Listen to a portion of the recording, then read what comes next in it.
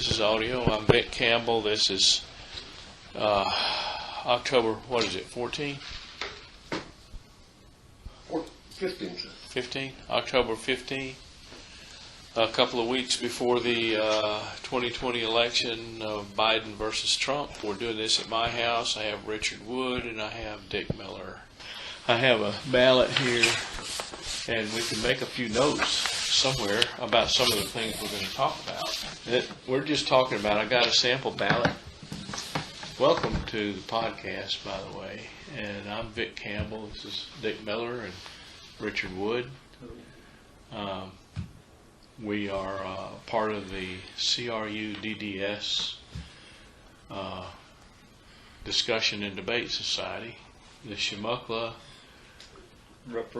Reprobates Utopian Debate and Discussion Society. This is a sample ballot for Florida, for our district here in Florida. I think we're District 1. And includes Pensacola over to about, where did it go over to about halfway to Crestview, maybe Holt. Not sure. At least Escambia and Santa Rosa counties are District 1, possibly Okaloosa. Yeah, I think like judicial districts are different than, they're like the first district, judicial district, I think is bigger. But since this is a sample ballot, I have questions I'm going to ask Richard. I'm also going to ask my niece, who's up on politics quite well and knows a lot of the names, but Richard seems to be well read. And Dick, do you know anything about local politics? I do not. Well, we're going to find out from Richard. I don't know a lot about it. Well, I would say right here, we have all these candidates for president, and you have Don Blankenship with the Communist Party. You have Howie Hawkins with the Green Party. You have Gloria Riva with the PSL. I don't know what that is. And Rocky De La Fuente. I think he's on there every election. He's a REF. What's that? Beats me. And, well, they have a Democrat here running. Kamala Harris is running. Oh, there's a Biden with her. So there's that. And then at the top of the list, and I don't know why the Republicans get their guy at the top of the list, but we have Trump. Maybe because he's incumbent. And then the rest of them are alphabetical as they go down. So Donald Trump is the incumbent. So let's poll now. Do you want the Communist Party? No. Do you? No. Okay. Communist Party's out. I don't think they're going to pull many votes. Green Party? No. Green Party? Green Party? No. No. Okay. Trump. You want to go with Trump? Well, we know about Trump, so I think you want to discuss something about him, what he has done for the economy, and since he's been in office. Well, I mean, just for marking up the ballot purposes, you think we should tell them to vote Trump? That's where I'm going. What's the day for the election? If you don't vote early or mail-in vote? What's on the 3rd? November the 3rd. Isn't it November the 4th for Democrats? Democrats are supposed to vote November the 4th, right? Well, They vote on Wednesday.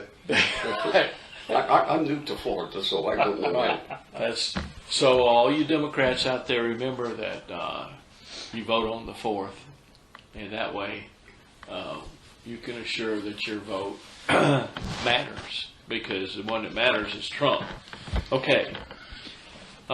So we did that. So now we go for representatives for Congress. We have Gates, Phil Ayer. It does say here on the ballot that he's a Democrat. That's the only place you'll see it. It's only seen on the ballot. Everything he advertises has no reference to him being a Democrat. He does not want to be seen as a Democrat. He just wants to be seen as the other guy besides Gates. And then you have Albert Oram, who's with the NPA. Have no idea what that is. No political affiliation. No political affiliation. That's what it means. You must know this. That's what that means. But that's why that just means he's a liberal.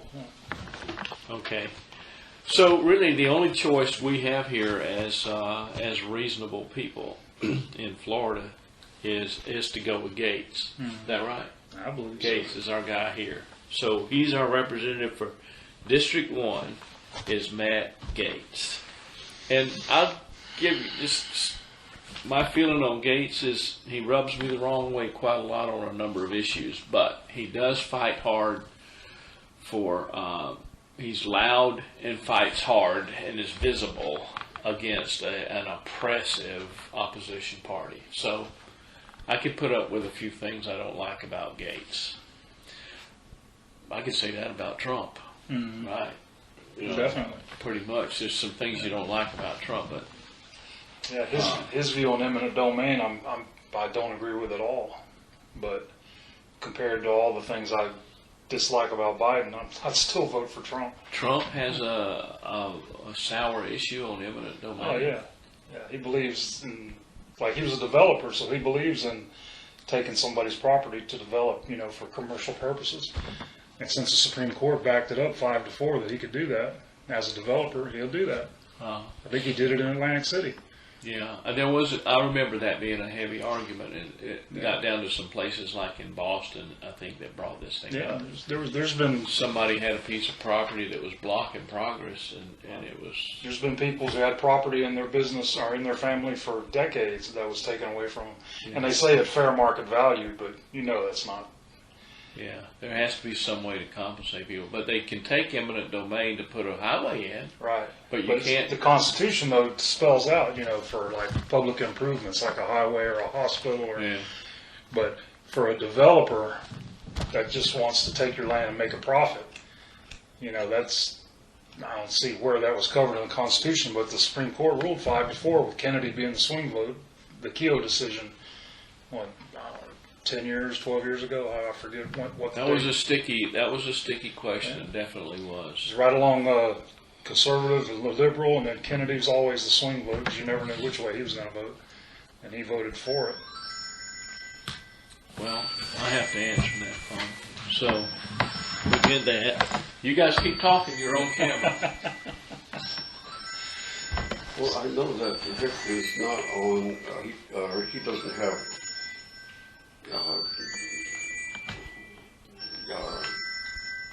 cable TV, and so as a result of that, he did not hear apparently about the uncovering now from a computer repair shop. Yeah, in Delaware. They have Hunter Biden's computer.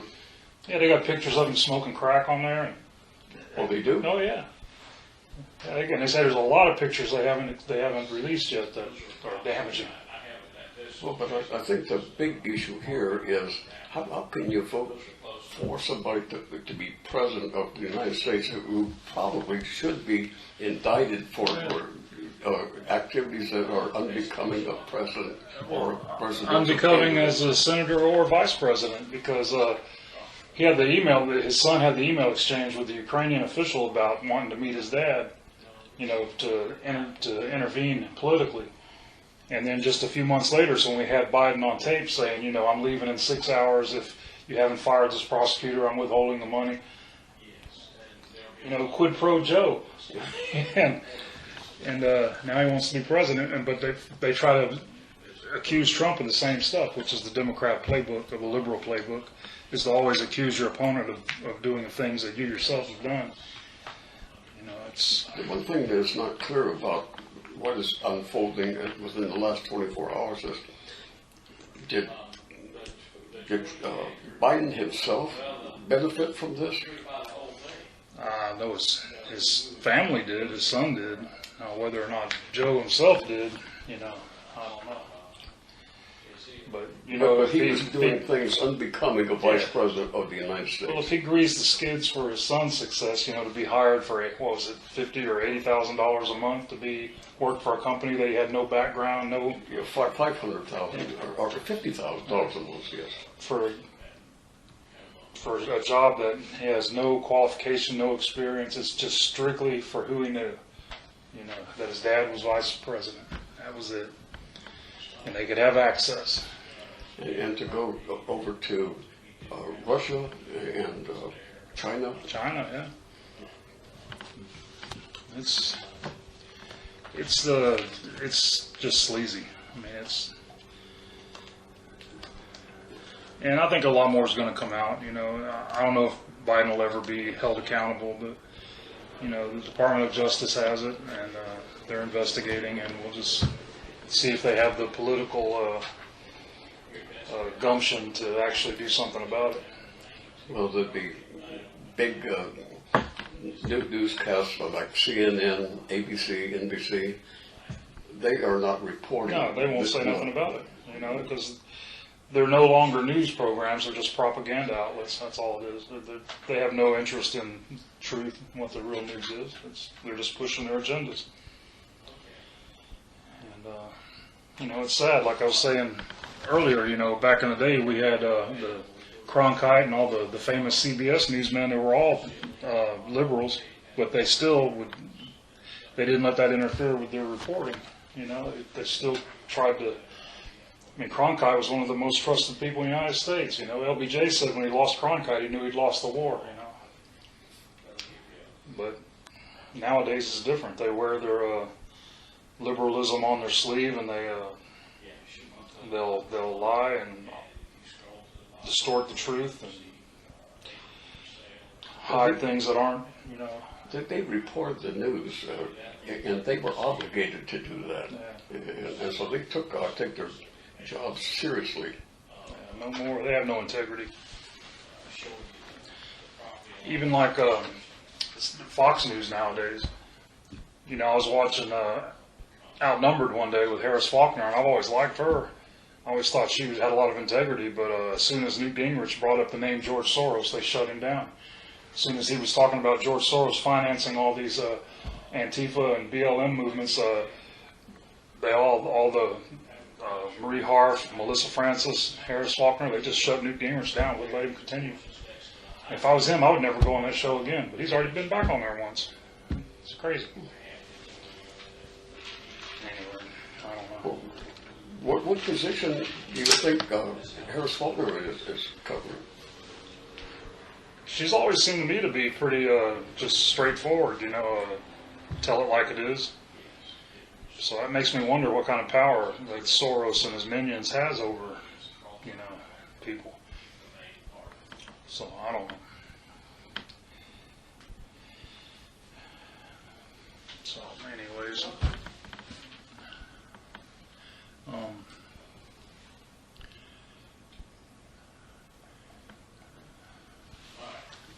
I think we were trying to think of something. Did you find out anybody else to vote for? No.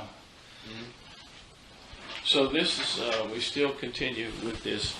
You're gonna have to edit a little bit here. Edit what? The last few minutes. You're gonna have to do a little bit of editing in there. All right, they're easy. We just cut all that out. We're only going to go to the parts that we want to keep anyhow. It's easy to edit. But okay, so state senator. Yeah. Definitely Broxson over this. Definitely. I don't even know who this Butler is. You definitely don't want to vote for the Democrat. Don't know who Butler is anyway. So Gates, Broxson, State Representative District 3. Of course, Jair Williamson. He's our guy. Yeah. So we all agree that Jair has been an excellent representative. His dad was a county commissioner too. His dad was a minor league baseball player too. Yeah, but Jair has moved up to state representative, which is that's nice. And Board of County Commissioners. Now we get into the interesting thing here. They're giving you some write-in options here. There's a lot of people opposed to Parker because the votes got all split up here as they went out. Parker's going to win. No write-in is going to. Not enough people are going to write in the same candidate to beat Parker. He's going to win. I think it was a little underhanded the way they did it. You know, getting a third candidate to split the vote, but. Yeah. You know, it was legal, so. It was legal. There was somebody that put out two names to put in for the two write-ins here against Calkins and Parker. There were two names given, and I can't remember who. Yeah, but you know they're not going to pull 10 or 12,000 votes. No, they can't possibly win. Well, we cannot vote at all. Yeah. Write in Marilyn Monroe or Mickey Mouse. Yeah. Write in Donald Trump. Write in Barron Trump. Barron Trump. But anyway, He'd probably do better. so it's kind of sad. Somebody who should have got this ball rolling a lot sooner on names to write in, we might have got 8,000 or 10,000 people, but Nah. can't get them. Of course, you could always write in Jeff Ross or Stacey Bryan, the ones that were his opponents in the primaries. Yeah. Write in one of those. Whose was Calkins' opponents? That was Ryan Adkins and Jerry Cooley. Yeah. So we could write in Atkins, and you could write in Whatever, up here. You could write in Ross and Atkins as write-ins. It's not going to make any difference, but they bombed out already. But Calkins, I don't know if he's all bad. I just did not like his campaign. All he did was talk about shooting guns. And I thought, you're talking to the choir. I mean, everybody here. So that's not what we wanted to hear. We wanted to hear about, did you want to support improving infrastructure, and how would you do that?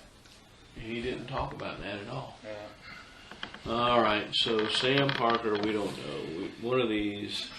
He's going to be reelected, and Calkins is going to be elected. Down here we have the Justice of the Supreme Court. Carlo Muntz of the Supreme Court be retained in office, or Dem. I don't know anything about it. Don't know those people. I'll have to ask my niece about them. She knows the politics pretty well. And then over here we're in the First District Court of Appeal. Okay, now this Joseph Lewis, I just know that he's been a judge since 2000 or 2001. And that's, 20 years. It's time for somebody else. Unless she's known to be some kind of a wacko. Well, he's DeBuria? no. See, this is just voting to retain him. He's not running against somebody. Oh, okay. If you vote him out, then I guess the governor appoints another one. Appoint somebody. Yeah. Well, it's a good governor. You could vote him out and let the governor put in somebody else. Yeah. You want to vote him out? I wasn't going to vote for him just because he's been in there too So long. we can say no? It's too long. Yeah, I don't like people homesteading in their seat. But Lewis, we say get rid of Lewis? That's what I say, but like I said, I don't know the guy. He's just been in there too long. Judge Scott Maker of the First District Court of Appeal be retained in office? Yeah, see, he's the one that's a registered Republican, I believe. He is? Yeah. So we keep him? Well, yeah. Okay. Then Rachel Norby of the First District Court of Appeals, retained. I don't know. Rachel Norby. I don't know much about her at all. Don't know. Question mark. Yeah, question mark. And then here you have Judge Tim Osterhaus. Don't know. Okay. Also down here you have Clay Roberts. Yeah, no Don't idea. know. And here you have Adam Tannenbaum.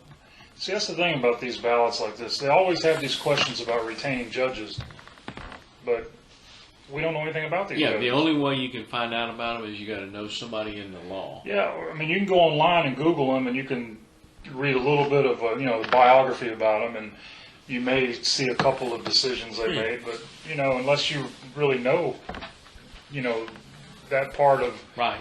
That's why you got to call somebody that would have their hands in that stuff. That's why I'll ask my niece.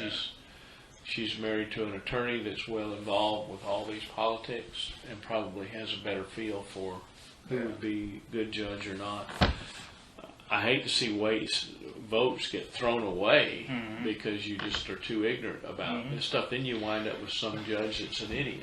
I used to just vote no on all the judges. Just Get rid of them all. Didn't know who they were, but they were on the ballot. I just put no.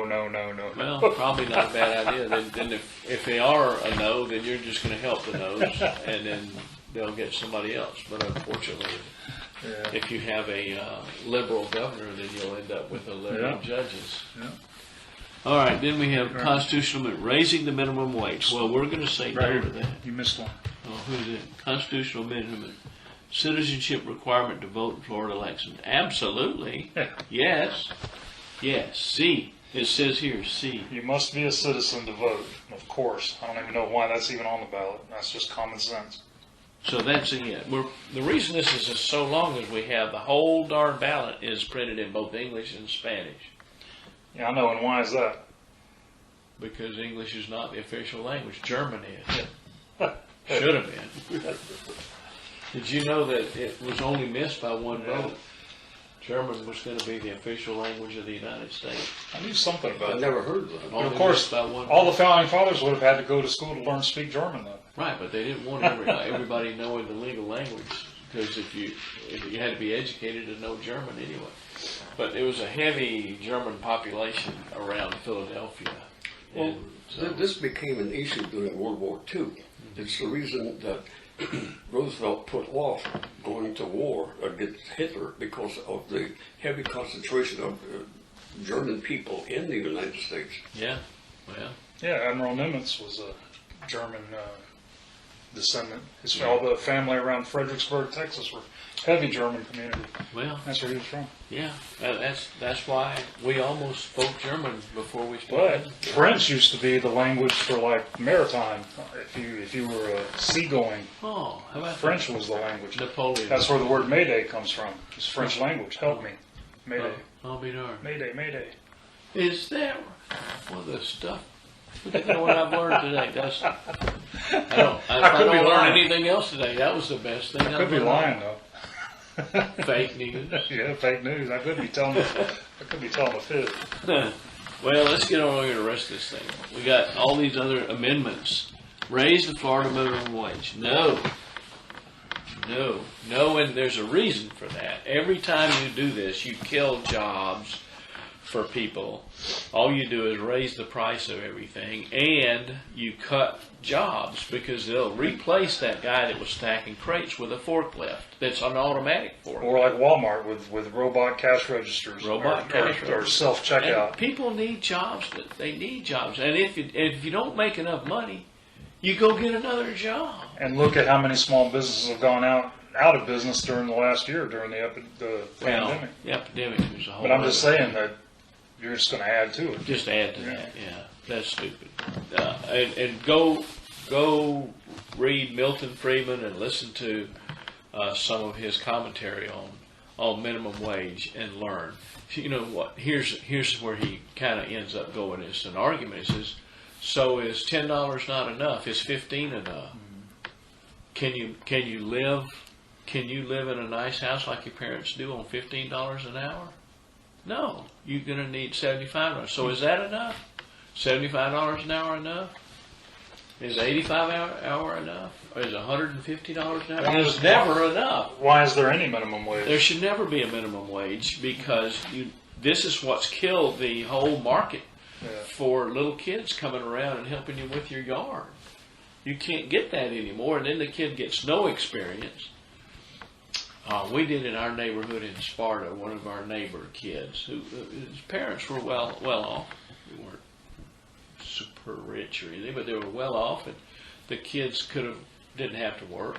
But this one kid, he started his own little company as a grass mower, and so he operated it like a company, and he went around. And he was like 12, 13, 14, and he was making money as a company. Name of a company and everything, and gave people invoices and kept up with them and treated it like a company. And he made enough money to go to college, which he didn't have to use because he got a scholarship for computer brilliance, and he ended up in a fantastic job anyway. But the fact was, the way you would get around it is you formed your own little company, which he did, and he build them as a company. And I'm sure that gave they didn't want kids working. That gave them lots of experience too. Yeah, all kind of human experience. Exactly. Networking, whole thing. Anyway, it was great, I thought. Sure. So here's another constitutional amendment. All voters vote in primary elections for the state legislature, governor, and cabinet. all voters vote in a primary election. No, no. What they want an open primary. They want to have an open primary where a Democrat can vote in the Republican primary. No, absolutely not. That's the whole purpose of the primary, is to sort out people who think alike. And if you had Democrats voting in the Republican primary, all you have to do is plant a liberal into they're the going to vote Republican thing, and you throw it all. You would lose. No, that's ridiculous. Never do Some that. states do that though. Yeah, they do it, and they're stupid. Yeah. That's absolutely insane. Then you have no choice. At that point, you've erased the competition. You've just got people faking that they're Democrat. All of a sudden, everybody becomes a Democrat, or you don't even have to. You just go vote in the primary. Yeah. Gee, Bert. Well, okay, we can't have that. Constitutional Amendment, Article 11, Section Voter Approval of Constitutional Amendments. I hate these because they never tell you what the amendments are. We're talking about all amendments. Yeah. Every time there's an amendment to the Constitution for the state, they want a vote to be part of one of the. But I don't know what all the stuff is that they amended to the Constitution. No, they're saying all future amendments to the Constitution of the state of Florida. They want to put it to the voters or just let the legislature decide? Well, in the past, when they put it to the voters, they made it so obscure what they were doing. I say that's what we vote for the legislature for, and let them do it. Let the legislature do it. You vote for your legislators, so let them, Well, that is true, because nobody knows what they're voting on these constitutional. When they throw them out there, they're about a page long, and you're looking through this thing as an amendment to the Constitution, and it's just about impossible to discern what it's about. And making the voters approve that is like, well, all you're doing is, what this does is this was a good thing then, because it will force debate in the legislature. Because rather than throwing it out to the public to debate in newspapers and phone calls and talk about it, because nobody's going to do that on a constitutional topic. You can get them going on a presidential candidate, but on a constitutional topic, they're not. Someone told me once, and you know who you are, that if there was an amendment one time that decided that, like if a police officer gave you a ticket here in Santa Rosa County for speeding or whatever, the county doesn't keep that money. The amendment changed it to where the county goes to the state, to the capital or wherever, the state government, and then you get a trickle bit of that money back. So say you write a ticket for somebody for way over the speed limit, say it's a $400 ticket, then the county that it was written in is only going to get a small percentage of that, like 3 or 4%. The state keeps the money. And I was told that was determined on a constitutional amendment for the state. I'll be darned. Requires further research because it's been a while since I heard I that. guess one of the reasons they did that was because of the speed traps and stuff like that. Yeah, it could be. They would set up in your county, if you got low on your budget in the county, you set up speed traps to catch all these people from Georgia. They do it in Louisiana all the time. Yeah, get all that money, throw it into So I'm going to say. I don't know though. You say okay, vote. I say let the legislature vote for amendments, constitutional amendments. So on number 4, constitutional amendment article, voter approval of constitutional amendments. Yes. No. You're saying no. I say no. No. I think you had a good argument. In just you got legislatures. Nobody knows what these are anyway when they come to the voters. Let them argue. Besides, in the legislature, you're going to have the majority of the legislators are going to be there to vote. You put this on a ballot, you may get 25% turnout. Yeah, and they don't even know what they're voting. No idea. So you need somebody that's on top of it all day, and let them argue it out on the floor. I agree. And you can get the argument in the newspaper, and you can call your legislature up, and you say, you better not vote for that Constitution. The upcoming election on November 3rd, I'll be surprised if our county, if we get 35% turnout. If it's more than that, I'll be happy, but I'll be surprised. Oh gosh, I hope it's more than that. I'd be surprised if it is. Okay, number 5, constitutional amendment, articles of limitations on homestead property tax assessments, increased portability period to transfer accrued benefit. Limitations on homestead property tax assessments. Is that for elderly people? Well, this is for elderly people. This is to protect elderly people who've been there in their home for a long time, or they don't want to keep bumping up their taxes while their own use of the house is while they're paying taxes on once Social they pass Security. away and it becomes somebody else's house, then they'll have to change the assessment. Sure, I guess that's I'm in for there. that. Okay, yes. I'm for limiting their tax burden. I think they should eliminate real estate taxes and taxes on your Social Security benefit if you're of that age. I think so too. All right, good. Constitutional amendment, ad valorem tax discount for spouses of certain deceased victims who had permanent combat-related disability. Sure. Absolutely. Yeah, absolutely. Yeah. Yes. Oh, it's C on that. Huh? It says yes or C. S-I? C. We Yeah, put we're going to vote C. Yeah, C. C. That one is the proper one to vote yes. All right, county referendum, continuation of the half-cent sales tax. And that's is that to pay for our courthouse? Public safety fund, enforcement, public safety equipment, transportation, drainage improvements. Listen, I don't know where else they're going to get the money from. We did not approve Yeah, I don't mind paying the other half-cent that they were going to try the last time and try to get more money for road improvement. And because what was the deal they had? They wanted to have a tax. They did. The county commissioner. We ended up voting for the, what's that tax called? Whenever you going to affect the county when you build. Oh, yeah. It's called Impact fee. the impact fee. Yeah. So we voted for the impact fee, and then the county wouldn't institute it. Well, we knew if they didn't institute it, we're going to have to pay something. But we were going to lose the half-cent sale tax anyway. Well, since we didn't get we got the impact fee, but they're not using it. They blocked it. All this building going on around here. But I do understand the impact fee is going to be passed on to the person buying the house anyway. True, and it's a one-time thing. There is a drawback to the impact fee. I like the idea of the impact fee, but it doesn't really pull in enough money for what's happening. There needs to be another way. I guess you just got to, those newer houses, you got to have a little higher valuation on them or something, like you're tax him more. But I don't know. The impact fees I like, but they're not implemented. So we got to just keep the half-cent for a while. I'd vote for it.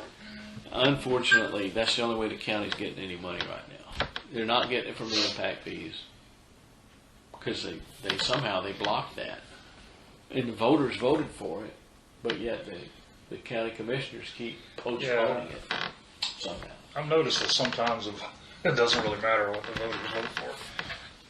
Yeah, that's one reason it was such a mess on the county commissioner vote this time, because county commissioners had that specific thing they were told to do, and they refused to implement it. Anyway, it's unbelievable.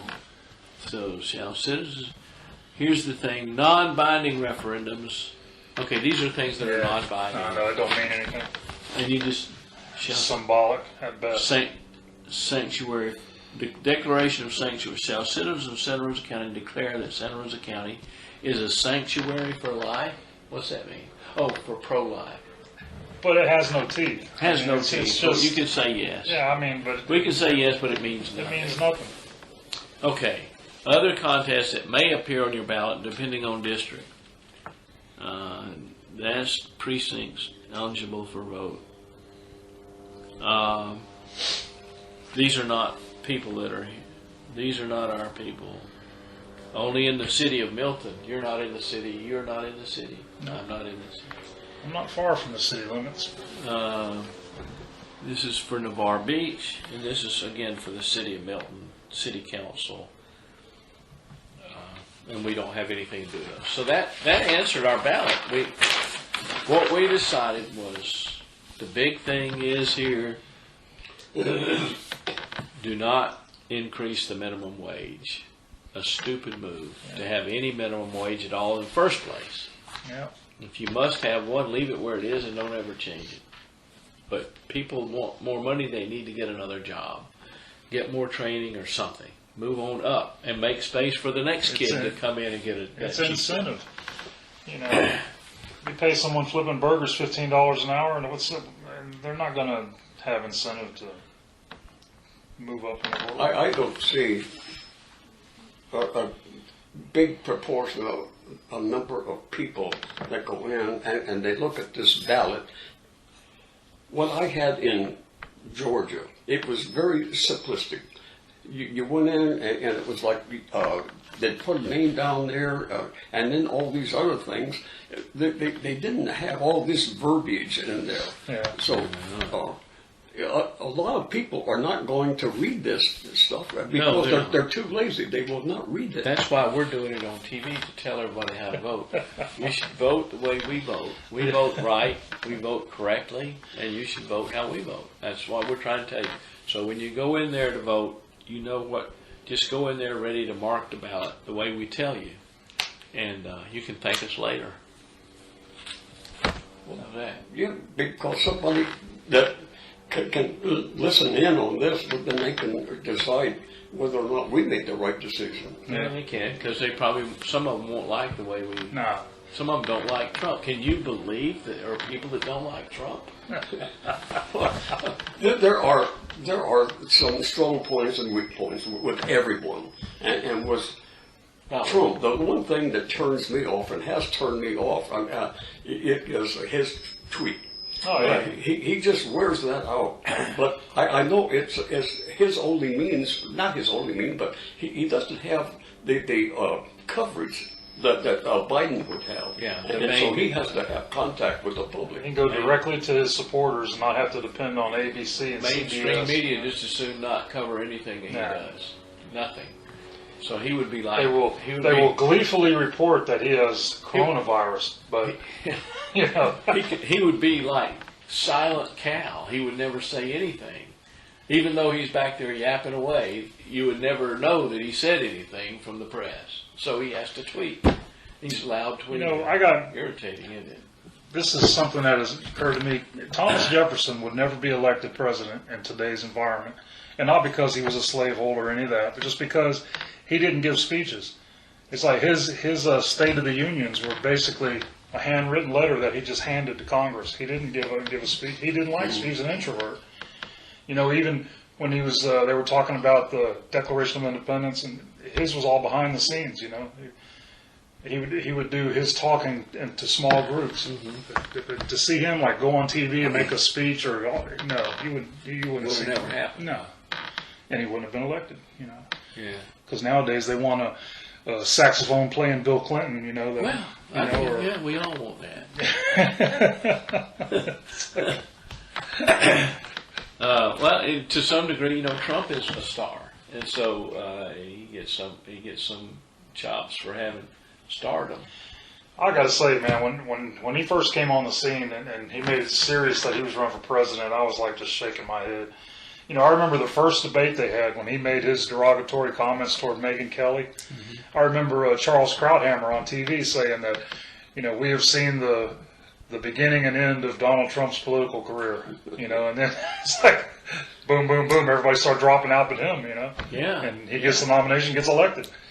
And as smart as Charles Krauthammer was, you know, for him to be that wrong about it. Just, yeah. You know. Well, I was wrong. You were wrong. Oh, yeah. Were you for Trump when you first saw him come out? No. Who was your lead candidate that you had? I really don't know who was running now. Well, there was Rubio, there was Fiorina. Well, mine was Rand Paul, but it's always Rand Paul, but he always gets eliminated early. Sure, too libertarian and too honest. Too honest. Yeah, well, libertarian too. I mean, I love libertarians. I think they bring a lot to the Republican Party when they're involved with the Republican Party, because they lean on the lower the size of government. They lean on the lower taxes, and and they are a good force in that way. But they just cannot pull it off on a national. Their national party is nothing but a big debating society. They're never serious. They put up candidates nobody's ever heard of and doesn't care to hear of. And like in 16, their convention, they had a fat guy do a striptease. And then their candidate, Gary Johnson, he's doing a live interview with a lady on a park bench, and he starts talking with his tongue hanging out of his mouth. And I don't know what kind of point he's trying to make, but he looked like a moron. So no, I mean, I don't get it. I've never understood that party. I used to be a proud member of the Libertarian Party, but when your presidential candidate is pulling 3% of the vote or whatever, and you're ignoring local races, you have no libertarians running in Florida Panhandle that I know of. That's where you need them. Of course, even in the local races, you don't get air to move up unless you're a Republican or a Democrat. So the libertarians do need to have more presence at the local and state level, though. People like the grassroots level, most of them don't even, they say libertarian, they think liberal. Actually, my philosophy on the political parties is they already contain all these elements within each party. And even there's a certain amount of liberals within the Republican Party, a certain amount of conservatives within the Democrat Party. But there's all these different groups. Already, they're kind of like multi-parties within each party. Oh, yeah. So it's like the umbrella effect, all these. And that's the thing. Joe Biden's always been known as a moderate, but he gets Kamala Harris as the extreme left wing, and people like AOC, and they just pulled him to their side. So now, he has to. He's standing, now he's all this Green New Deal and. Well, the only votes he got left are those guys. I know. Everybody else is drifting off with Blexit and Dexit and what's the other one? Walk away. I love those videos of all those people that say, well, I was a liberal my whole life, but I love you see a Biden rally. At this point, it's ridiculous. I've got to leave. You see a Biden rally, and he's talking to 6 people that are sitting in circles, and you see a Trump rally, and you've got thousands with Air Force One in the background, and bands playing. And I'm going to vote for that guy. Yeah. I'm not going to vote for some whatever you want to call him. Well, poor Biden, he don't have... Thinks he's running for the Senate again? Guy's got no energy. He said he's proud to be running as a Democrat for the Senate? Yeah, I saw that. That's one of the many, many gaffes. Of course, Trump has made his gaffes. Like you say, none of us would have voted for Trump at the start.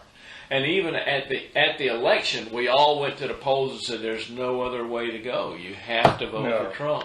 And I'll tell you, the Democrats didn't want to, but he's the only guy left standing. If the Democrats had ran anybody besides Hillary Clinton, they would have won the White House in 2016. That's probably absolutely true. Because you see, like the state of Michigan, Trump won Michigan by like 10,000 votes, maybe a little more than 10,000 votes.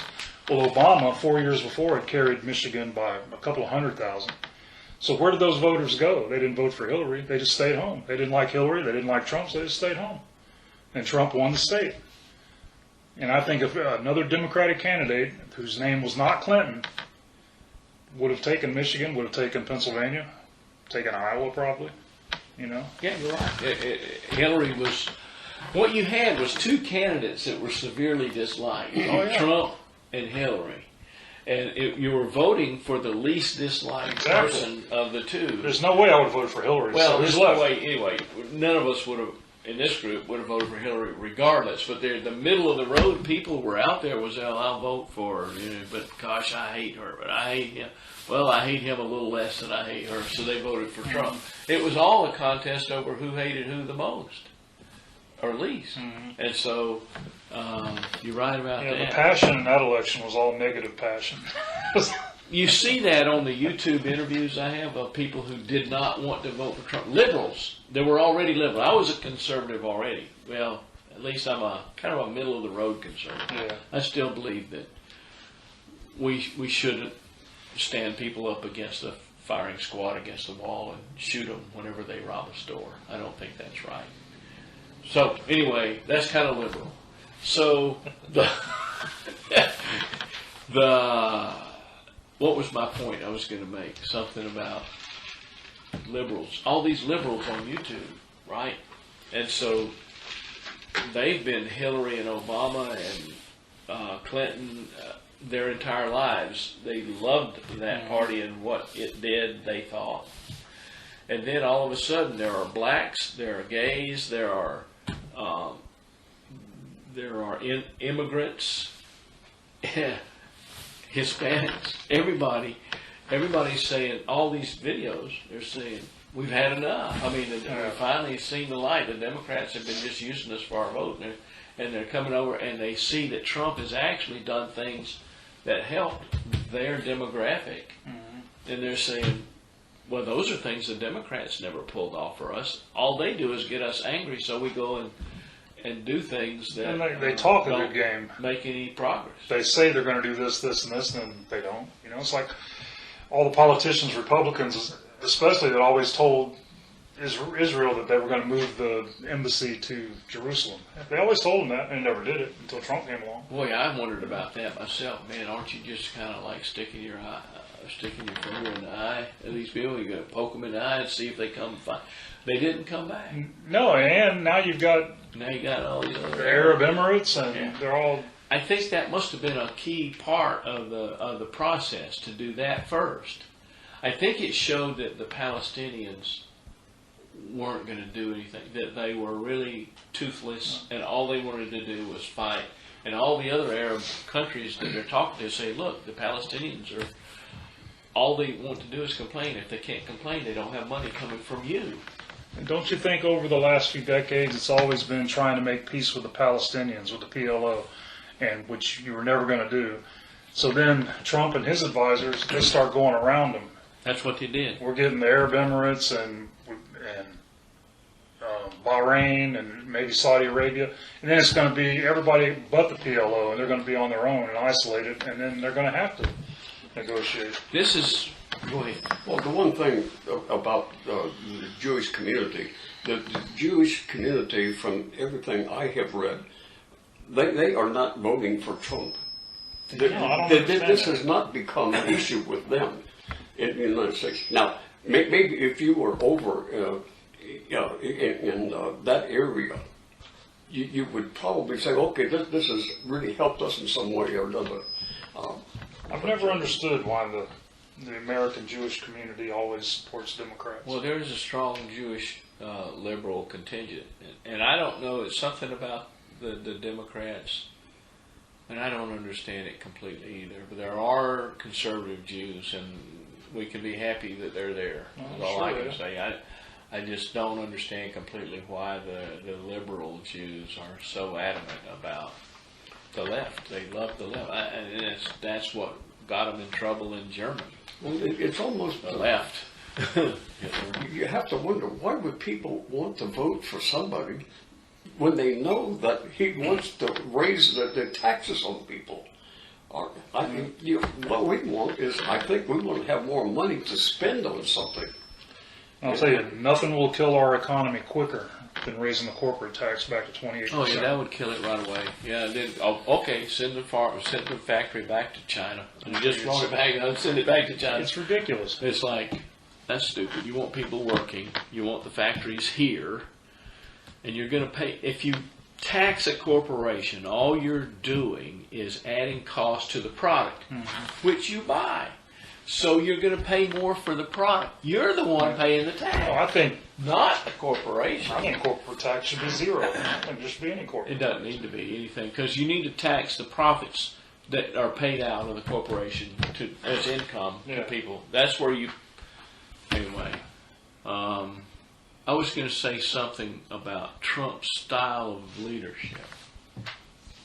And you had brought it up, but I don't know how he acts among his staff, off camera, and I don't know, I don't know how he is, his demeanor or his attitude. I really don't have any idea. Well, I was thinking about it more.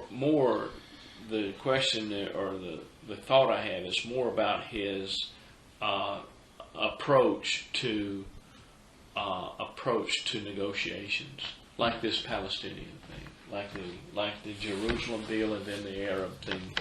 The Arab nations start coming in, and all of a sudden he's got 3 nominations for the Peace Prize. Now, they just awarded that to somebody else. Actually, a group, a company, a non-profit that did some good jobs and did good things. But Trump's never going to win a Nobel Peace Prize. Yeah. But the thing I was going to say is that if you read General Mattis's book, you get into it. Mattis talks about trying to break the mold, that we all get a little crusty in the way we do things, and a lot of times we reject the new idea that's going to be the thing that kind of breaks the thought pattern and gives you an element of unpredictability against an enemy. And he was all into that kind of discussion about how easy it is for leadership to get trapped into this hard mold of, I've done it this way before, I like the way I've done it, people like me, I'm going to make this decision, and I'm not going to pay attention to these other new ideas about how to do this because I know best. And Mattis admits, he says, that's a trap you get into as a leader. Okay, so I remember that in this book, and then now I see Mattis is not too happy with Trump, right? Well, they didn't get... And vice versa. They don't like each other. Well, but Trump apparently read Mattis's book, because that's what Trump does. He doesn't allow himself to get encrusted into a mold of a pattern to do things a particular way, the way it's always been. He looks out for ideas to go around and try a new approach, and he does this over and over and over again. And every time you look at it, you go, this ain't going to work. That ain't going to work. And then you turn around and, bingo, it worked. And you're going, well, he's being a little bit. But I love Mattis. I always thought he was great. And he wrote a great book, and he was a good general. But apparently, in the political sphere, there is a battle. But he didn't see it as a battle. He saw it as we all need to be in a consensus. Mattis's approach was to everybody get along. Trump's approach is... But how did Mattis do that as a general? Well, he had to get along. He didn't get along. He didn't. He was not a get-along guy as a general. But in politics, he wanted to be the get-along guy. Or he wanted Trump to be a get-along guy.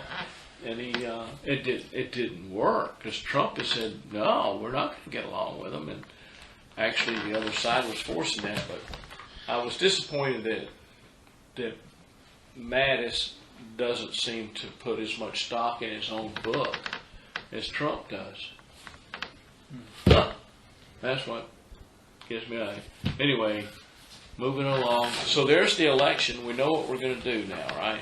Now I've got to call my ID. One other thing. Okay. Trump. Raise your hand. Did you get permission to speak? Trump seems to me to be about the only person since Monroe was president. If you remember the Monroe Doctrine. I was there. Were you? No, that was before my time. That's Grandpa. But the Monroe Doctrine said, stay out of our hemisphere and we'll stay out of yours. And we seem to be the police of the whole world. And these endless wars we should have never gotten into. And to me, I think this is a big thing, because it's very costly to send all these troops over to another country, spend 18, 20 years like in Afghanistan. This is ridiculous. Yeah, well, here's maybe another subject, but, when we were on the gold standard as a country, if we wanted to fight a war somewhere, like World War II or whatever, we had to go out and get all these celebrities to sell war bonds. That's how you finance the war. You didn't have a printing press and just print off more dollars. You couldn't do it because they had to be backed by gold or silver or whatever. Yeah. So you had to sell war bonds. You had to have these recycling thing where people would bring in scrap metal and stuff to help build. But now that you can just print endless dollars, Wars are easy now. you have these little wars all over the world being financed with nothing. And it doesn't touch as many people, and the size of the military is much smaller, and you have as a percentage of the population, not as many deaths related to it. It's not as affecting as many people, and you're getting people elected that. And it'll drag on for 20 years. World War II, 4 years, in and out. Korea, 3 years in it. I know it didn't end until recently, I believe, but it went on a treaty, peace treaty for 60 years. What was that? the war in Korea was a ceasefire. It never ended until I think a couple of years ago. I'm not aware that it ever ended. Well, I think it did. Wasn't there something? I think you're right. It's like the Seminoles. They were at war with us until about 10 years ago. And yeah, but I think the Koreans. I signed the paper. think we finally had some kind of ending of the war a year or two ago. It was when Trump and the North Korean and the South Korean all got together. Yeah, they signed formally ended the war. But anyway, even World War I mean, once we got in it and committed to it, it was 2 or 3 years and it was done. But now you got like these little wars, skirmishes all over the world, and they drag on for 20 years. And they don't affect the population like you would think, because we're just printing money to pay for it. Yeah. And it is kind of a cheat, isn't it? And to me, even being conservative like I am, both parties are to blame for that. The never-ending debt that we're never going to pay off. It's just going to continually get worse. And it's worse not so much a party as it is the system of the system of power. There's been some bastardization of the Constitution in effect in the way that the power in the House and the Senate is managed. And like we really need term limits because of the way the power structure is developed. You end up with all these certain states with senators. A senator from South Dakota can be there for 30 years, and he's the guy running the whole country. So definitely, my position: the Senate should be limited to 2 terms, 12 years. The House should be limited to 6 terms, 12 years, and that's it. You're done. You're out. Somebody new blood come in. That's the way I feel about it. Yeah, we need term limits, but we also need some more rules in the House. That whole filibuster rule was a killer. It used to work as long as in the filibuster you had to stand and speak until you dropped to filibuster a bill. There's something still like that. I remember Rand Paul did a filibuster a while back where he was 24 hours on the floor. Well, it depends on the bill, I think. Yeah. But I think most of the bills you can just, all you do is you say, yeah, we're going to sign the filibuster. And as long as a certain number of your party agrees that, that's a filibuster, then you all go home and watch TV and come back the next day. But with this, the way it used to be, you had to stand there and talk like what's his name did in the movie. Yeah. Jimmy Stewart saved America. Tell me something. One thing that I think is going to have to be addressed at some point in time is what are you going to do if a president is incapable of performing in the office of President of the United States? And look at Biden. We had a problem with Wilson back when he was elected. What was it? His daughter, I think, was making a lot of his wife was running the country. Yeah. That's why they came with the 25th Amendment, though. Yeah. And I think we need to visit that.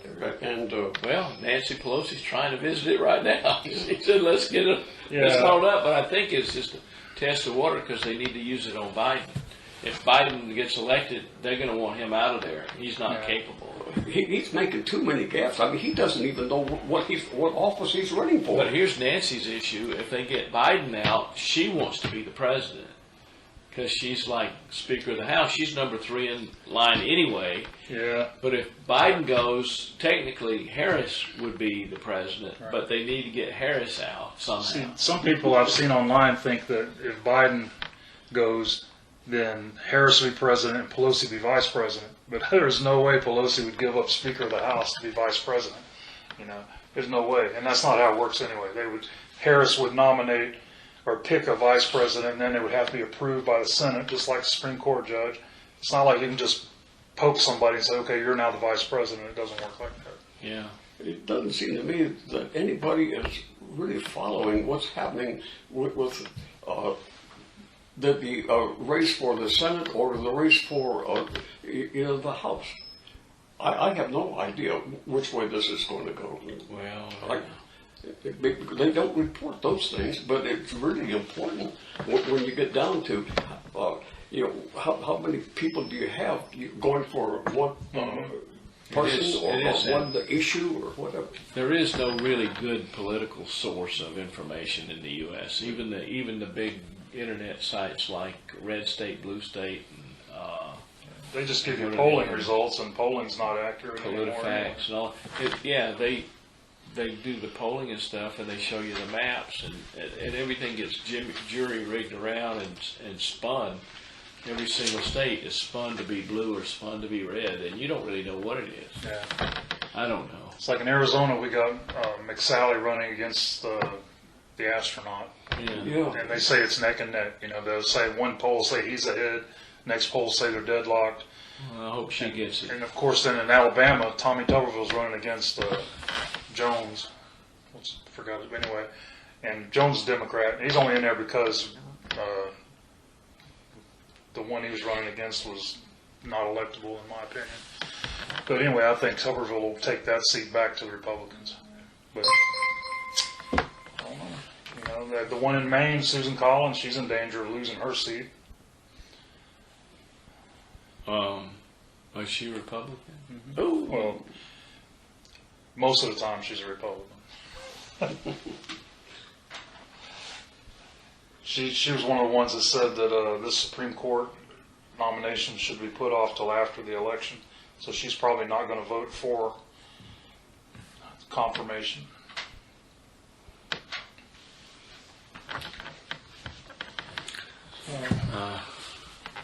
Anyway, so that was a good review of politics. And we said we weren't going to talk about politics. No, we're not going to talk about politics. Well, just one thing I thought we should do here is introduce ourselves for the public. I mean, because we realize that this is going to have 1 million hits on YouTube. Nobody will know who we are. We're lucky if it has 5 hits. And 3 of them will be us. So, I'm Vic Campbell. I'm retired. We're all retired. Well, no, you're not retired. You're disabled. I'm almost retired. You're disabled. But anyway, so I'm from this panhandle of Florida, and we're all living in the panhandle of Florida. You're originally from North Georgia, Richard Wood. Yeah. And Navy brat. And yeah, but you got here into the panhandle as a Navy brat. And Dick Miller here is from Ohio originally, and then much of his industrial career as a serial inventor and basically a inventor tycoon kind of a person was in North Georgia, right? So Well, I was in more central Georgia. Central, Tallapoosa. West Central Georgia, Tallapoosa. But to really be more specific, in West Georgia. Yeah. And which is I-20 comes right across almost the middle of Georgia. Yeah, but then you came down here a couple of years ago, and now you're forced to pull all your teeth and not wear shoes.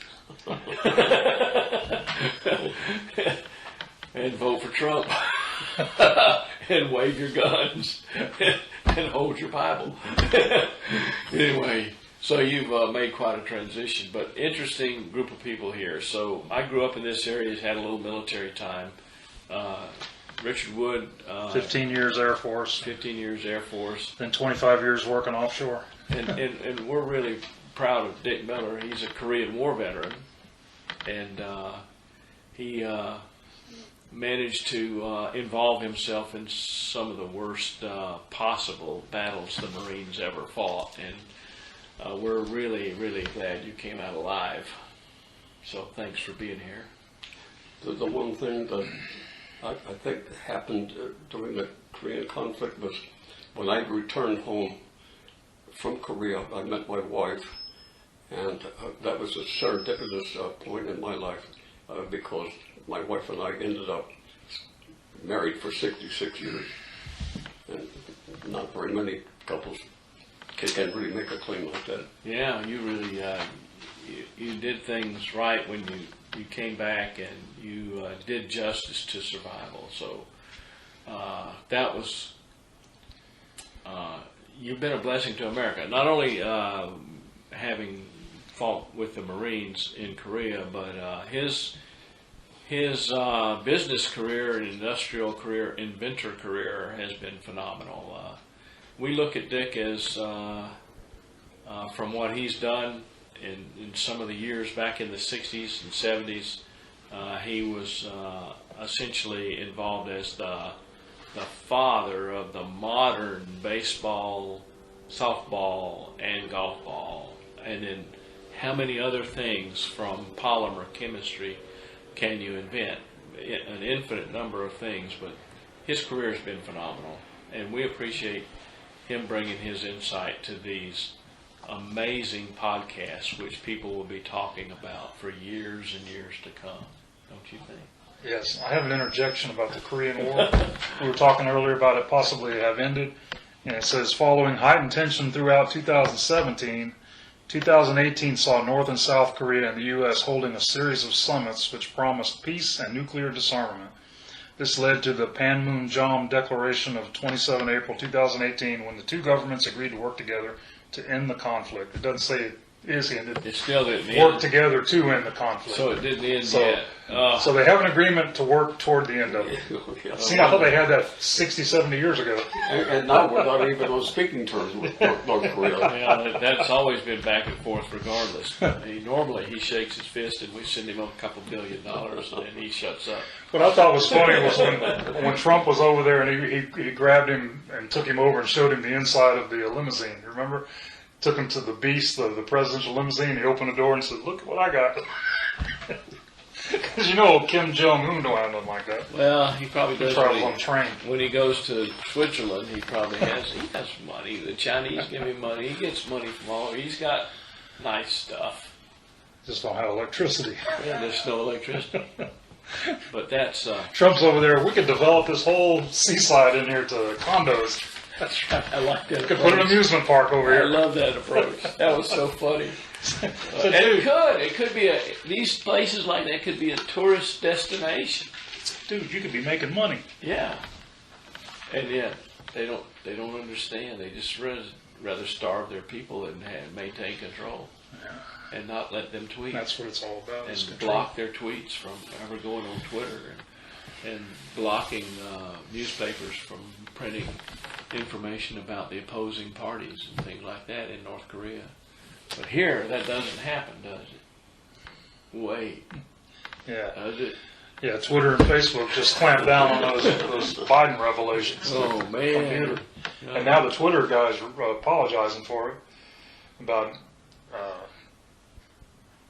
suspending Kayleigh McEnany's account and everything. So, Well, the only way they can solve this is they have to. They are already spending in-kind effort and money and promotion to support the liberal left on Twitter and Facebook and Google.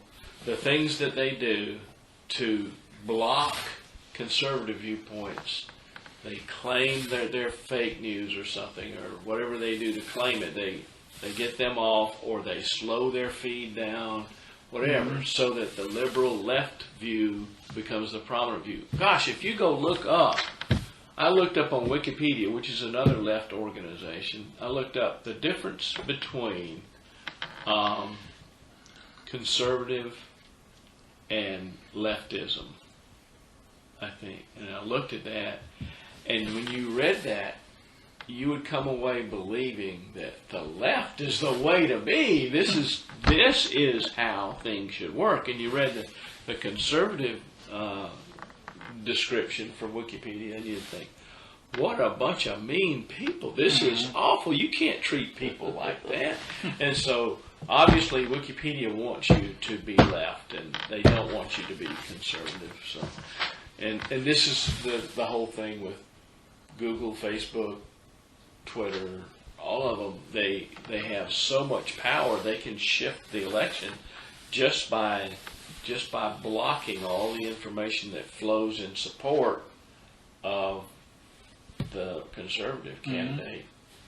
Not that Trump's conservative. I think Trump's kind of a libertarian in some ways.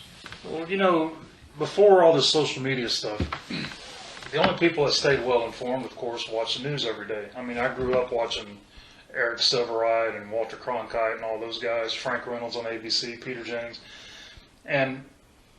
But now the people that never watched news to begin with are now, they're on social media all the time, and they're getting all the memes and all the little videos, and they're watching those because they have short attention spans, and these are usually short clips, you know. And so now they're getting, the people that never used to get directed down a path from media is now getting it 24/7 through their phones and tablets. And that was pretty much my approach up until within, say, the last 6-8 months.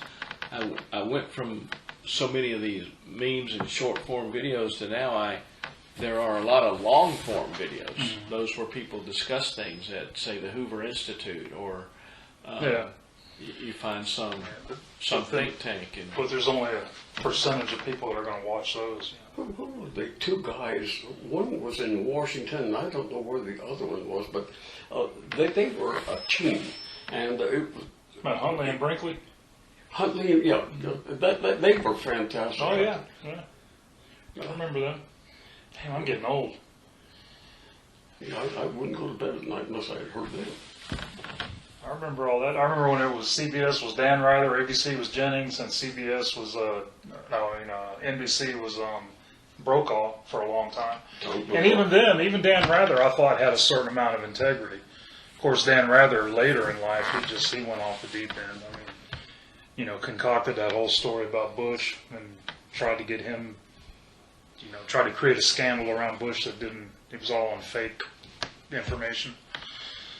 And now he's got his own little podcast, I think. That's how he makes his money now. Well, which reminds me, maybe if people want to follow up with this on our podcast, then the plan is to place this under me3tv.blogspot.com. The evil company Google does have a lot of useful tools out there, and we use them. Yeah. But me3tv@blogspot.com, and also incountry.blogspot.com, and that would be me3tv.blogspot.com, and those are two places that we will have additional information on this video and other videos that may be in the same conversational tone. So we were talking about. Did you take the loon's cap off? Oh no! Oh well, gosh, I think that's on. And but yesterday, there were some other topics we talked about. We talked a little baseball. Baseball, that was an interesting topic. Talked about how the integration of the national or the Major League Baseball ended the Negro Leagues. Yeah, Hank Aaron came in, but all the Negro Leagues were doing pretty well. Jackie Robinson and Larry Doby, who was the first American League black player, and then Monty Irvin and Buck O'Neill and all those guys started playing Major League ball. All the Negro Leagues started drying up, and by 1953 or so, they were almost, you know, all the players had gone to the majors, all the good players. Which was real sad. It took a lot of the baseball incentive away from young black kids. It did, and a lot of black ball players not good enough to play in the major leagues pretty much lost their income from what they were making in the Negro Leagues when it was a very popular. So what they should have done is they should have integrated the Negro Leagues with more white players. I think there were some. They should have added a lot more. That way they would have created a minor league. Yeah, I think the Negro Leagues accepted everybody. I mean, Dominicans, Cubans, you know, white ball players, everybody could play in the Negro Leagues, I'm pretty sure. Well, darn, they should have, somehow the focus should have gone there rather than taking the 3 or 4 stars they had, suck them off and put them into the major leagues, and then all of a sudden nobody's supporting the other league. Mm-hmm. Well, it's sad that happened. The positive side was that people like Hank Aaron and all these other names. Willie Mays. Willie Mays. and but they really did a lot in terms of the whole effort for integration. So there was something to be said for that. Obviously, positive move, but sad to see. For the positive, you lose an entire culture of baseball among the black population. So sad. But minor leagues dried up anyway. They kind of came back maybe about 10 years, 15, 20 years. I mean, they were always there, but I think their facilities nowadays are a lot better than they used to be. Yeah. It used to be a minor league ballpark was, really, they didn't invest too much money into, and the players weren't paid much, and they still aren't compared to major leaguers. They're not paid that much. 15, 16 grand a year for a AAA, unless he's got a big bonus. But just a normal guy getting drafted, lower rounds and working his way up, he don't have no big bonus money. He's making about 16 grand a year. And that's just for the 5 months during the season. Well, now a great many of your ball players come out of colleges. That was more the minor league teams today, or your college teams. Yeah, I read that they're going to do away with about 40 minor league teams nationwide next year. As it is now, like a team like the Braves, they got a AAA team in Gwinnett, they got a AA team in Mississippi, and they got a 1A team in Rome, Georgia, but then they got a lower A league somewhere, I'm not sure where. And then there's rookie leagues, there's instructional leagues. So a player drafted right out of high school goes in at a really low level and has to work his way up. And he may get out of high school when he's 18. He may not actually get up to AAA until he's 22 or 23. He may not get into majors till he's 25. That's how long they work their way up. Because like Ian Anderson, the pitcher for the Braves, is doing so good as a rookie. I think he's 25 years old, and he's just pitched 5 or 6 games now, and that's it in majors. But he had all this work coming up, and it's paid off for him. I mean, he's major league material, believe me. Well, I think the Braves won the first 2 games. Yeah, they got their butt pounded last night, 15-3. Well, I last score I heard was 12-0. It was 11-0, and before the Braves even came to bat in the first inning, they were down 11 runs. Really? That was pathetic. Yeah, it was almost like the Dodger pitchers knew what pitches were coming. That's what I'm thinking. They either the Braves starting pitcher, he's had 3 or 4 really good outings in a row. He's a rookie too. Well, not really a rookie, but he doesn't have a lot of major league time. But it was like they were just everything he threw, they were hitting. I mean, it was almost like he was tipping off his pitches or something. Hopefully they weren't cheating like the Astros were a couple of years ago. But I saw the southpaw that they had. I don't know what the other people are, because for some reason I could not find what channel the game was. It was on Fox Sports 1. I'm not sure, because I watch it on YouTube TV, so I don't know what cable channel it is. See, you need to learn to watch the YouTube TV stuff. I really do. I really do. Well, this is the TV network, the YouTube. It's not the regular YouTube channel. But you can pay for that. Yeah. You can pay for that online, too. You can get Apple TV for like $4 a month. That advertising right now, I'm thinking about it, because I got AT&T TV, but my little box they gave me is not working. And I still get internet, but I did away with Uverse, and I just got the AT&T TV. It's like $95 a month instead of the $218 I was paying. But the TV box, it's just the TV just flashes, like on off. Where are you getting your signal from? From my Wi-Fi, which is right there. But what's feeding your Wi-Fi? What do you mean? It's AT&T. It's AT&T? It's all part of the same package. Well, what's my Uverse? Isn't Uverse the same thing? No. AT&T TV is a streaming service. Okay, but it's still coming through the same kind of wire, some optical. It's coming from my same AT&T box that I was using for Uverse. The one coming in through the wall, there's we used to call a modem or whatever, but it's where you get your Wi-Fi from, and then it went to a box that was my Uverse box. Well, that box is gone now. They gave me another little bitty box, and it's for AT&T TV streaming service. But it don't work too well. Well, it's just flashing. It's like it'll on off, on off, on off. Yeah. Maybe you need a new one. Well, yeah, I need to call them and talk to them. I just haven't done it yet because I've been watching YouTube TV instead. Because I can watch all the news and everything on there.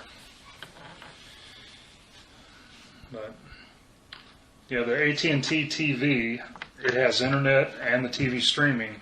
And the first year it's $95 a month, and I think the second year it goes up to $110. And it's a 2-year agreement. So after that,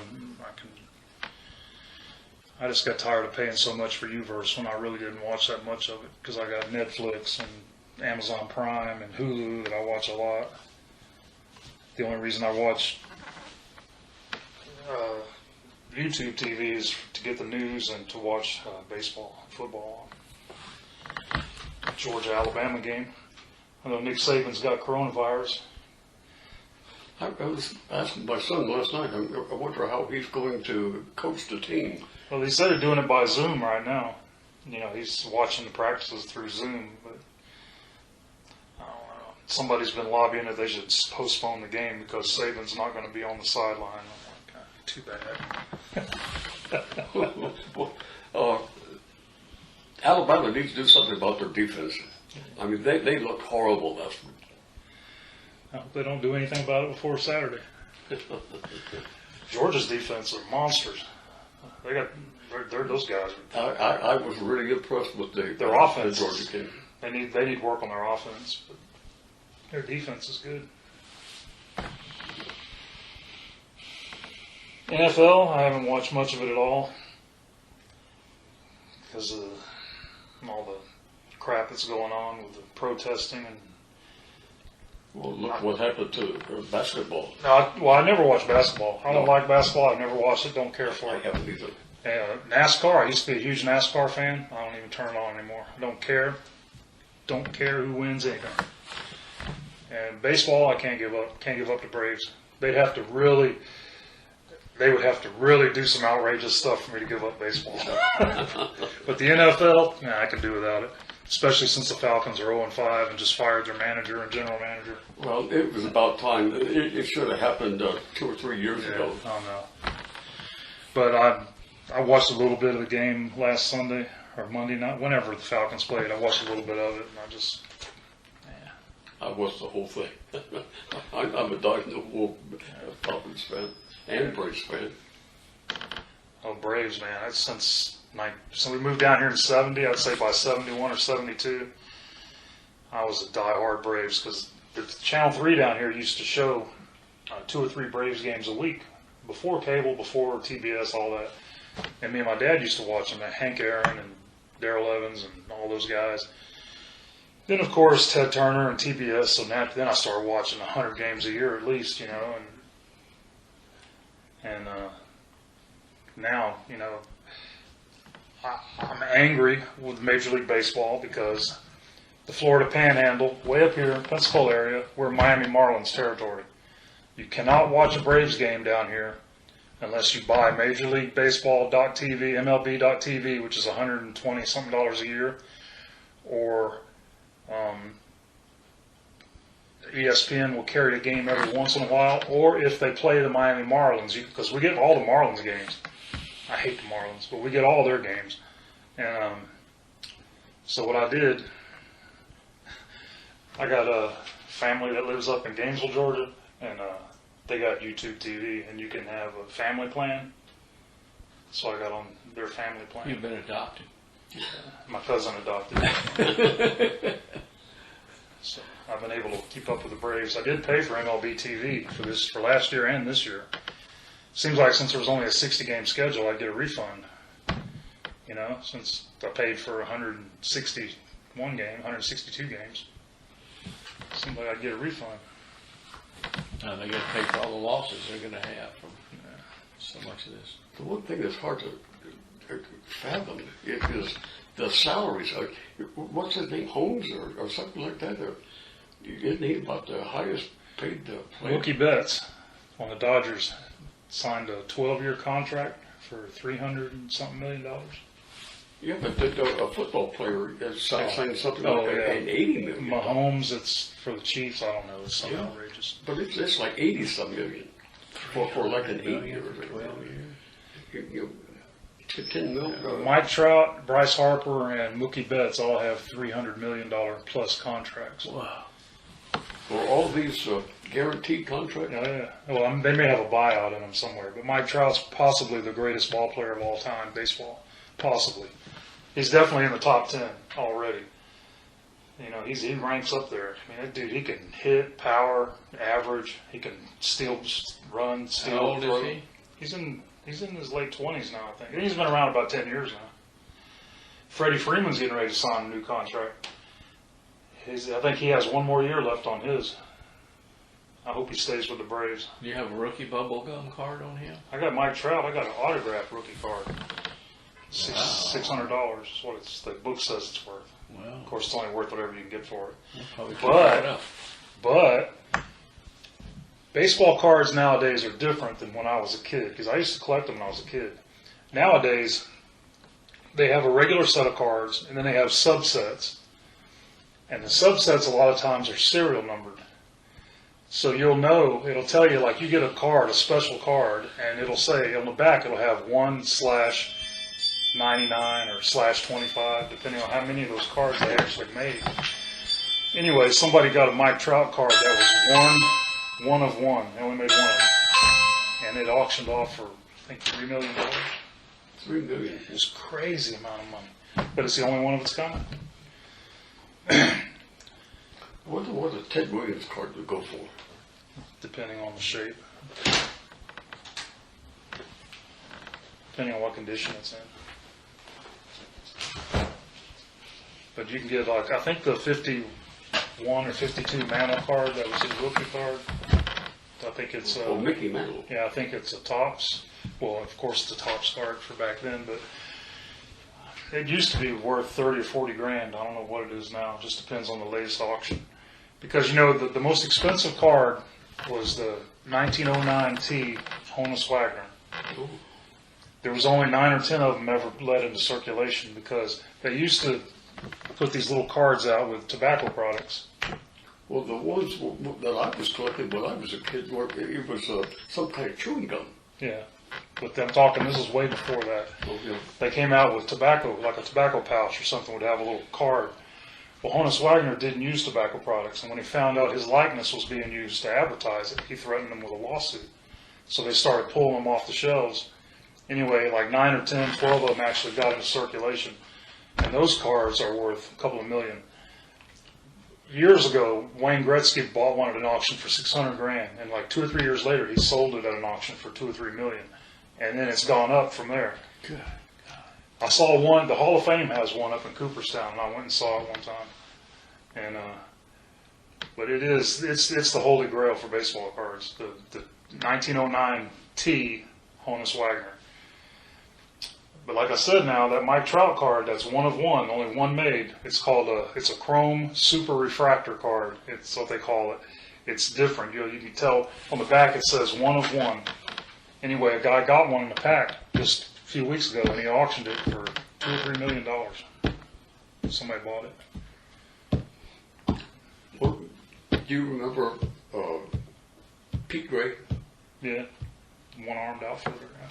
He was a remarkable player. Played in the major leagues. One arm, and he batted left. Yeah, it was during World War II when they had a shortage of ball players. That's why he was able to. I think he had, 3 seasons? Yeah, it was It wasn't very many. It was St. Louis Browns, right? Or was it St. Louis or Browns. the Indians? Browns? Yeah. Yeah, Bill Veeck, he's the same one that hired the midget to pinch hit. Oh, The same Eddie Goodell. It's the same. He did all kinds of he crazy. lost it one game. Yeah, one at bat. That's all. Much later, Bill Veeck or his son, it was either Bill Veeck or his son was running the White Sox in the 70s, and they had that bring your disco records, and we're going to have a bonfire in the outfield.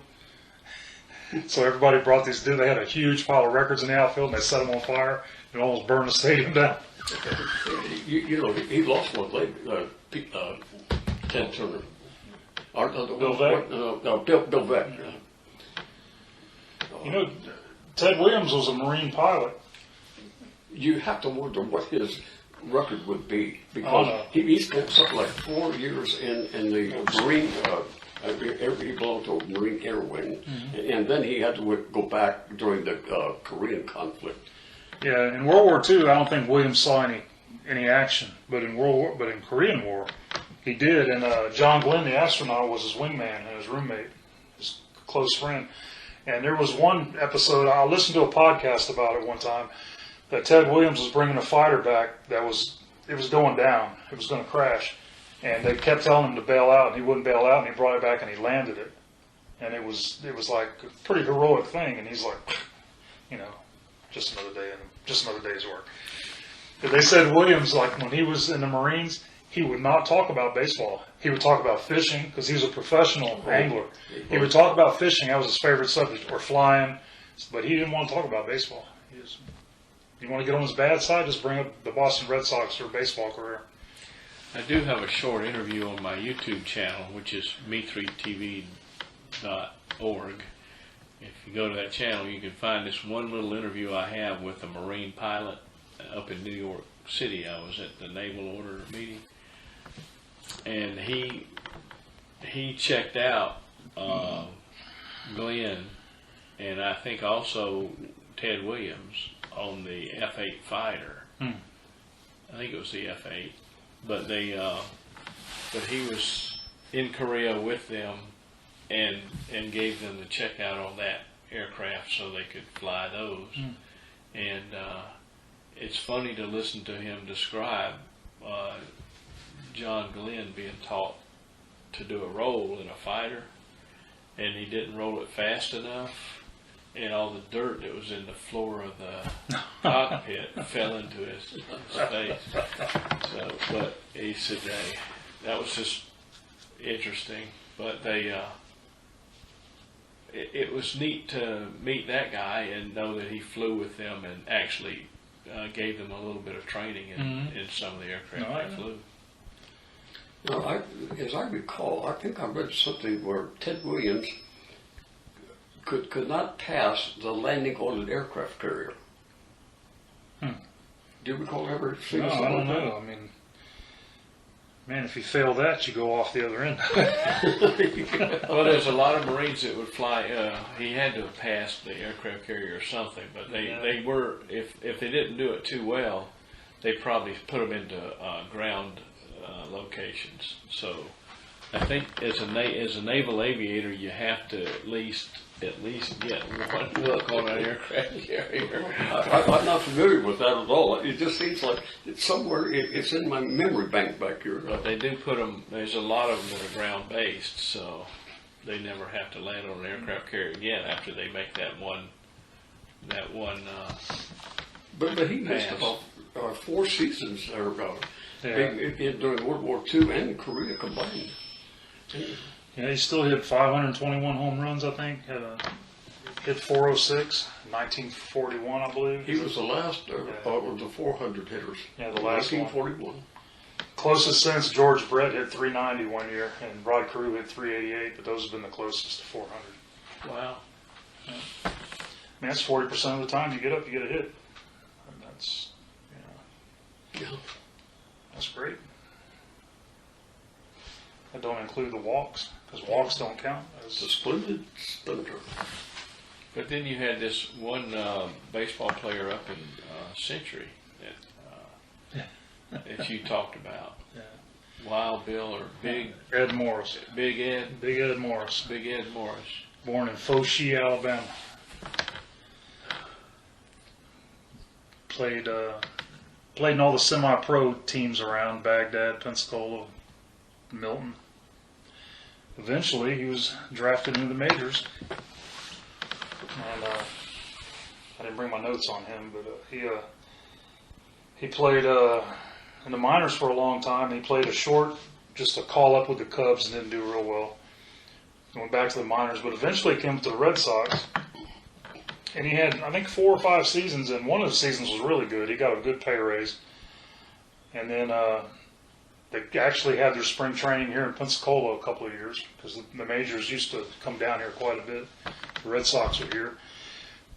But he, I think it was 1936. Like I said, I don't have my notes on Morris, but he was going to Savannah for spring training. He had just signed a new contract with the Red Sox, and their spring training was going to be in Savannah that year.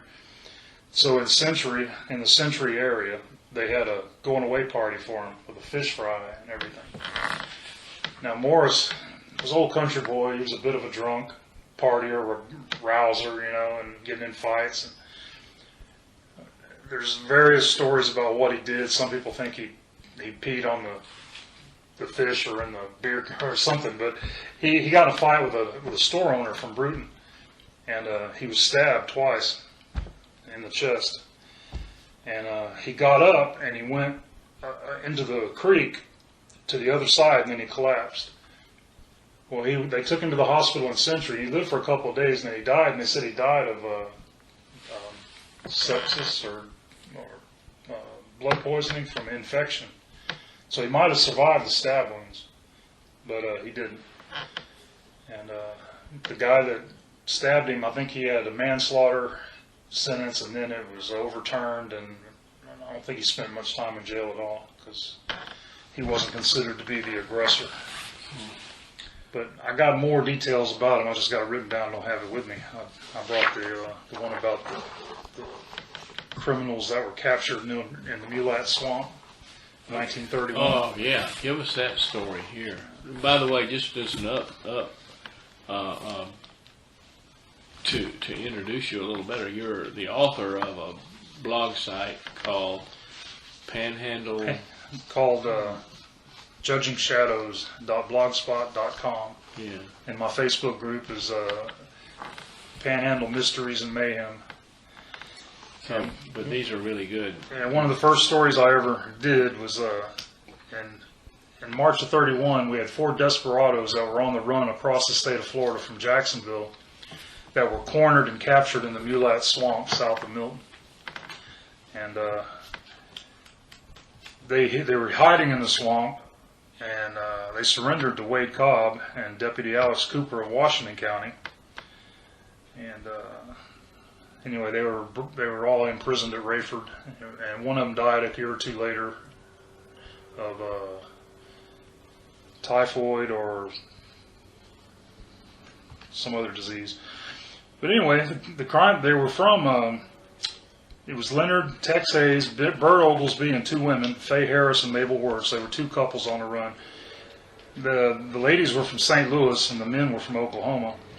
Crime spree started in Jacksonville when 2 officers recognized an Oklahoma license plate reported to be on a car used in a holdup back in February.